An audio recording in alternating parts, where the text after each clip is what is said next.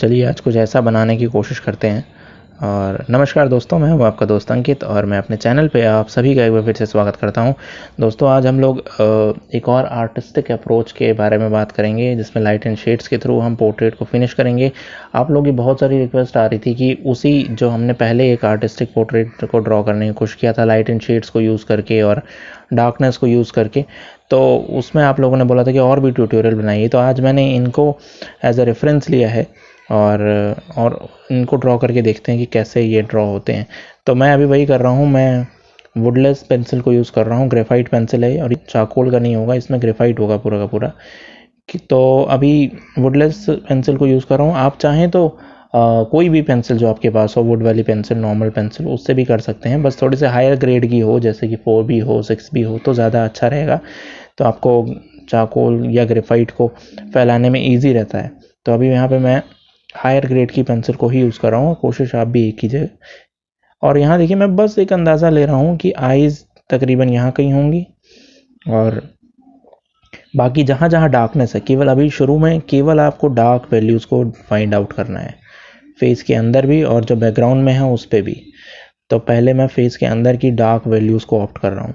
Light values पे मैं अभी ध्यान नहीं दे रहा और कोई आउटलाइन नहीं ड्रॉ हो रही है यहाँ पे, कुछ भी नहीं। ऐसे बस केवल एक आइडिया लिया जा रहा है कि वैल्यूज़ इस तरह से होंगी। ये एक तरीके से कहा जाए तो एक बैकग्राउंड क्रिएट हो रहा है, एक इम्प्रेशन पेपर के ऊपर लाने की कोशिश की जा रही है। तो यही इंपॉर्टेंस है इसका। अप्रोच जो है इसका ये बहुत डिफरेंट है। देखिए अभी इस तरह से किया मैंने और अब पूरे वैल्यूज़ को मैंने एक ग्रे टोन दे दिया, तो कहीं भी अब वाइट टोन नहीं रह गई पेपर के ऊपर। ये पेपर अपने आप में एक ग्रे पेपर के, टोन्ड पेपर के तौर पे कन्वर्ट हो गया। ठीक है, उसके बाद अब मैं सेकंड लेयर पे आ रहा हूँ। पेंसिल मैं अभी वही यूज़ कर रहा हूँ, वुडलेस पेंसिल। आप चाहें तो कोई भी और पेंसिल यूज़ कर सकते हैं। अभी देखिए मैंने और हायर ग्रेड की पेंसिल ले ली, 9B ले लिया मैंने। तो दैट डिपेंड ऑन यू कि जो आपके पास है उस पेंसिल को आप यूज़ करें। अब सेकंड लेयर ऑप्ट कर रहा हूँ और अभी भी वही काम कर रहा हूँ। कोई आई वाई नहीं ड्रॉ की मैंने, केवल वैल्यूज़ को निकाल रहा हूँ, डार्क वैल्यूज़ कहाँ कहाँ होंगी और उसी के थ्रू इनके प्रोपोर्शंस को मैच करने की कोशिश करूँगा। मतलब इसमें हम और कोई तरीका नहीं ऑप्ट करने वाले हैं कि कुछ ऐसे मेजरमेंट्स लेंगे या कुछ, केवल लाइट और डार्क वैल्यूज़ कहाँ कितनी हैं उसको यूज़ करेंगे और कोशिश करेंगे कि कितने हद तक रिजल्ट्स हम अचीव कर पाते हैं। डेफिनेटली ये बात तो तय है कि 100% रिजल्ट्स तो लाना थोड़ा सा डिफ़िकल्ट है, but we will try our best कि हम कैरेक्टरिस्टिक्स को निकाल के ला पाएँ, ना कि रियलिज़म और केवल रिसेम्बलेंस को निकालें। कोशिश ये रहेगी कि इनके जो कैरेक्टरिस्टिक्स हैं वो निकल के बाहर आएँ। सो सेकेंड लेयर देखिए मैंने ऑप्ट की। उसके बाद धीरे धीरे मैं और लेयर्स को बढ़ा रहा हूँ और पेपर जो है वो हल्का टेक्सचर्ड पेपर है, बहुत अच्छा टेक्सचर्ड नहीं है, कम टेक्सचर है पेपर पे।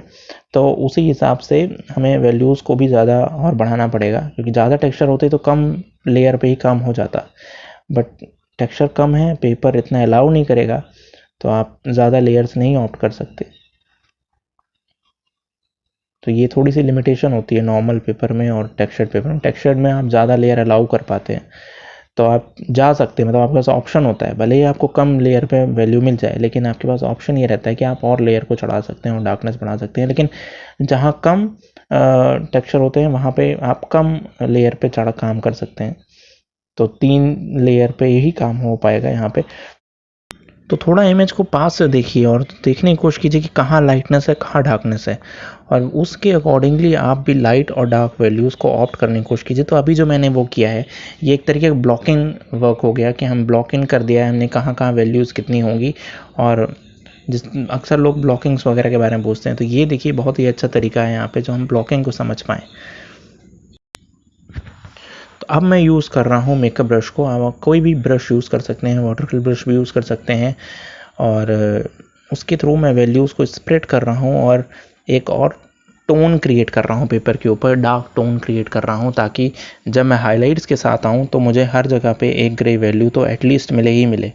तो उसलिए मैं इसको और थोड़ा सा स्मच कर रहा हूँ पेपर के ऊपर, वैल्यूज़ को थोड़ा लाइट कर रहा हूँ। और अब देखिए मैं यहाँ पे नीडेड इरेजर से हाइलाइट्स को जनरेट कर रहा हूँ। तो लाइट एंड शेड्स को पहले हमने अचीव किया और उसके बाद अब इसको बोलते हैं सब्सट्रैक्शन मेथड। तो अभी हमने डार्क वैल्यूज़ को ऑप्ट किया, अब हम सब्सट्रैक्ट कर रहे हैं, डार्क वैल्यूज़ को हटा रहे हैं या उठा रहे हैं और धीरे धीरे लाइट वैल्यूज़ को लेके आ रहे हैं। तो we are basically subtracting from dark to light. और अब मैं आ रहा हूँ आउटलाइंस की तरफ और धीरे धीरे मैंने देखिए एक स्पेक्ट को ड्रॉ किया और आई को उसके अंदर ड्रॉ किया। तो you can achieve it even देखिए अभी भी मैं उसमें फिर वैल्यूज़ को मैंने फिर स्मच कर दिया। तो हाँ, we are not sure, end of the project तक हम श्योर नहीं होते कि वैल्यू ये फिक्स्ड है या नहीं है, और एंड ऑफ द प्रोजेक्ट तक हम शेड्स के थ्रू ही आउटलाइंस को ले आते हैं। ये नहीं करते कि आउटलाइन पहले ड्रॉ कर ली अब उसके अंदर केवल शेड्स को भरना है, ऐसा नहीं करते। इसमें ये करते हैं कि शेड्स के ही थ्रू आउटलाइंस को क्रिएट करते हैं, धीरे धीरे वे इवॉल्व दिस, तो हम इसको इवॉल्व करते हैं, पेपर के ऊपर निकाल के ले आते हैं, ठीक है। सो इसलिए ये ज़्यादा चैलेंजिंग रहता है, इसलिए इसमें रिस्क बहुत बड़ा रहता है।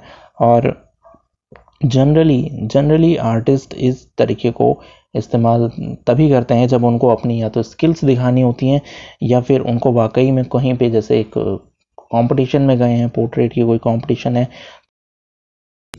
अब यहाँ देखिए मैंने इसको जूम इसलिए किया है ताकि आप ये समझ पाएँ कि जब मैं हाइलाइट्स को क्रिएट कर रहा हूँ तो पेपर के ऊपर कैसे दिख रहा है। तो बहुत क्लियर नहीं आपको साफ साफ नज़र आएगा। जैसे स्मूथ पेपर के ऊपर क्या होता है, आप जब हाइलाइट्स क्रिएट करते हैं तो बहुत अच्छे से पूरा का पूरा ग्रेफाइट को हटा देता है, बट टेक्सचर्ड पेपर में क्या होता है कि पूरी तरह से वैल्यूज़ नहीं हटती, हल्के हल्के स्पॉट्स और ब्लॉक्स नज़र आते रहते हैं। तो वही टेक्सचर्ड का पेपर का काम ही है एक्चुअली कि वो स्पॉट्स और वही एक इफ़ेक्ट क्रिएट करते हैं बाद में जब आप पोर्ट्रेट को फिनिश करते हैं। लेकिन ये एक चैलेंज भी रहता है क्योंकि जनरली आप सारी वैल्यूज़ वाइट नहीं ला पाते, कुछ वैल्यूज़ वाइट आती हैं, कुछ जगह पे डार्कनेस रह जाती है। This is again a challenging thing. तो अभी जो मैं बात कर रहा था कि जनरली ये आर्टिस्ट तब अप्रोच इसको यूज़ करते हैं जहाँ पे उनको कहीं कोई कंपटीशन में जब जाते हैं, पोर्ट्रेट कंपटीशन होता है तो वहाँ पे लाइट डार्कनेस को अचीव या लाइव डन में इन टेक्निक्स को बहुत ज़्यादा यूज़ किया जाता है, क्योंकि वहाँ पे आर्टिस्ट की स्किल को देखा जाता है, ना कि उसके जो रिजल्ट्स आते हैं फाइनल उसको नहीं देखा जाता। वहाँ ये देखा जाता है कि आपका प्रोसेस कैसा था। तो इसलिए वो बहुत इंपॉर्टेंट होता है, खासकर लाइव डेमोन्स्ट्रेशन में भी। जब कम टाइम में ज़्यादा रिजल्ट्स लाने हों, बहुत कम टाइम हो आपके पास, तो वहाँ पे क्रॉस एचिंग्स या फिर इन टेक्निक्स को जिसमें लाइट एंड शेड्स को अचीव करते हैं, खासकर जब चारकोल से ड्रॉ करते हैं तो वहाँ पे बहुत ही अच्छे तरीके से इसको यूज़ किया जाता है, विलो चारकोल को यूज़ करके। आपने देखा भी होगा और काफ़ी किए हुए हैं ऐसे वीडियोज़, आप देख सकते हैं चैनल के ऊपर ही जा करके। तो इस तरीके से मज़ा बहुत आता है, रिस्क बहुत रहता है, और अगर आप इसमें स्किलफुल हो गए तो मैं ये दावा कर सकता हूँ कि इंडिया में बहुत ज़्यादा आर्टिस्ट नहीं हैं ऐसे जो इस तरीक़ों से काम करते हैं। बहुत आपने बहुत ज़्यादा आर्टिस्ट नहीं देखे होंगे। बहुत एक एकेडमिक लेवल की बात होती है ये, जिसमें हम लाइट और डार्क वैल्यूज़ को आइडेंटिफाई करके फिर उसको आउटलाइंस को क्रिएट करते हैं, ना कि हम पहले आउटलाइन बना लें और फिर उसमें वैल्यूज़ भरें। वो तो एक बहुत बेसिक तरीका हो गया, बट जो ये तरीके हैं इसमें डेफिनेटली चैलेंज ज़्यादा रहता है और बहुत ज़्यादा अभी इसमें ज़्यादा फील्ड में भीड़ नहीं है जिसको कहा जाए कि बाकी वाली फील्ड में तो बहुत ज़्यादा ऑलरेडी क्राउडेड है। बट इस तरीके से अप्रोचेस में अभी उतने बहुत सेलेक्टिव आर्टिस्ट हैं जो इस तरीके से काम करते हैं और बहुत कम आर्टिस्ट हैं। तो आपके लिए स्कोप बहुत अच्छा है, अगर आप इस तरह से काम कर पाएँ तो आप डेफिनेटली भविष्य में जा कर के एक बहुत ही भयंकर, एक ज़बरदस्त आर्टिस्ट बनने वाले हैं। और अभी देखिए मैंने जूम करके भी दिखाया था कि आप पेपर को देखिए, पेपर को देखने की कोशिश कीजिए कि जो पेपर पे टेक्सचर है वो आपके लिए एक वाकई में आपको एक चैलेंज देते हैं कि भैया हम पे बना के दिखाओ, क्योंकि हमारे पे बहुत सारे एंडुलेशंस हैं, हमारे पे ऊपर और नीचे है, मतलब वैलीज हैं और हिल्स हैं, तो वो डेफिनेटली चैलेंज रहता है। और लेकिन इसको आप जब अगर करना शुरू करेंगे और आप सीखना शुरू करेंगे, अगर बिगिनर हैं आप, तो आप अगर आप इस पे काम कर रहे हैं तो आपके लिए बहुत ही, आपके लिए समझ लीजिए बहुत ही अच्छी बात है कि आप इस पे काम कर रहे हैं, वर्कआउट कर रहे हैं। और कोशिश मेरी यही रहती है देखिए फ्रेंड कि मैं आपको ज़्यादा से ज़्यादा चीज़ें बता सकूँ, सिखा सकूँ। हर बार कुछ नया अप्रोच लाने की कोशिश करता हूँ मैं, ताकि अभी हम वही पोर्ट्रेट्स करते रहेंगे तो फिर वही वाली चीज़ हो जाएगी कि एक जैसा ही काम हो जाएगा। तो मेरी कोशिश हर बार रहती है कि हर बार कुछ ना कुछ अलग चीज़ आपको बताई जाए, कोई नई चीज़ निकाल के बताई जाए। तो आप देखिए यहाँ पे मैं क्लोजअप कर रहा हूँ, जब हेयर को ड्रॉ कर रहा हूँ, बियर्ड के हेयर अक्सर लोग पूछते हैं, तो ये भी बहुत फिनिश्ड ऐसे नहीं होते कि एक लाइन आप आसानी से ड्रॉ कर लेंगे। इसमें भी बहुत सारे टेक्सचर की वजह से आप पूरी फ्रीडम आपको नहीं मिलती, ये चलता भी नहीं है बहुत आसानी के साथ पेपर पे। बट अगर ये चल जाए, जितना भी चलता है, वो इफ़ेक्ट बहुत अच्छा देता है। जो जो इम्प्रेशन क्रिएट होते हैं ना पेपर के ऊपर, वो वाकई काबिल तारीफ होते हैं जब आपकी फिनिश होता है पोर्ट्रेट। तो जब आप उसको देखते हैं, क्लोजली देखते हैं या थोड़ा दूर रख के देखते हैं, तो इसीलिए लोग इसको बहुत अप्रिशिएट करते हैं। लोग इस पे काम करने में बहुत एक इन्जॉयमेंट एंड फन को फील करते हैं। जैसे कि आपने देखा होगा जो कैनवस पे जैसे पेंटिंग करते हैं आप, तो कैनवस के जो टेक्सचर होते हैं जो निकल के आते हैं, वही फीलिंग आपको यहाँ मिलती है जब आप इस तरह से पेपर पे ड्रॉ करते हैं और लाइट एंड शेड्स को खासकर ड्रॉ करते हैं देख करके। क्योंकि आउटलाइंस ड्रॉ करके नहीं, पहले लाइट एंड शेड्स क्रिएट करें, फिर उसके बाद धीरे धीरे उसमें वैल्यूज़ को निकाल के लाना। It's a very challenging thing, it's a very beautiful way of drawing something. तो इस टाइप के अप्रोचेस को आप भी करने की कोशिश कीजिए। मुझे ये पूरा यकीन है कि आपको इसमें बहुत मज़ा आएगा। आप ट्राई कीजिए। बहुत बिगिनर हैं तो फिर अभी डेफिनेटली आप बेसिक चीज़ों को पकड़िए, लेकिन अगर आप थोड़ा सा एमेच्योर आर्टिस्ट हैं तो डेफिनेटली ट्राई करने की कोशिश कीजिए, लर्न करने की कोशिश कीजिए। आर्ट एप्रिशिएटर बनना भी बहुत ज़रूरी है कि आपको क्या चीज़ एप्रिशिएट करनी चाहिए, वो उस चीज़ का भी अंदाज़ा होना चाहिए। एक अच्छा आर्ट एप्रिशिएट करना, it's like an also an art, तो वो भी चीज़ समझ आनी चाहिए। तो फिलहाल इतना ही फ्रेंड, और मुझे उम्मीद है कि आपको ये ट्यूटोरियल आपका पसंद आया होगा। इसके रिगार्डिंग कोई क्वेरी हो तो ज़रूर पूछेगा। प्लीज़ चैनल को सब्सक्राइब जरूर कीजिएगा। Thank you friends, thank you once again.